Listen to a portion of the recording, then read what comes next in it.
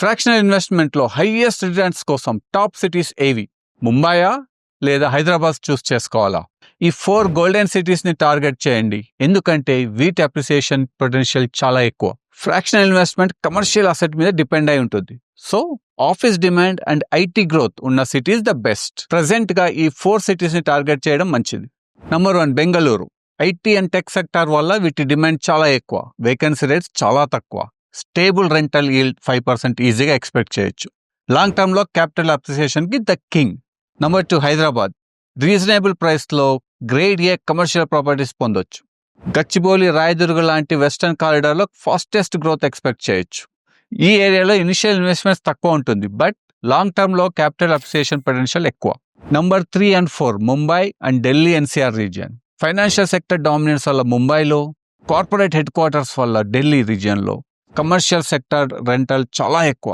ఇక్కడ ఈజీగా 6% వరకు రెంటల్ లీడ్ ఎక్స్పెక్ట్ చేయొచ్చు, కానీ ఎంట్రీ ప్రైస్ కూడా కొంచెం ఎక్కువే ఉంటుంది. క్యాపిటల్ అప్రిసియేషన్ కోసం హైదరాబాద్ని, స్టేబుల్ రెంటల్ కోసం బెంగళూరుని చూస్ చేయండి. బట్ గుర్తుపెట్టుకోండి, డైవర్సిఫికేషన్ ఇస్ కీ. మీ ఫేవరెట్ ఇన్వెస్ట్మెంట్ సిటీ ఏదో కామెంట్ చేయండి. బెంగళూరా ఆర్ హైదరాబాద్?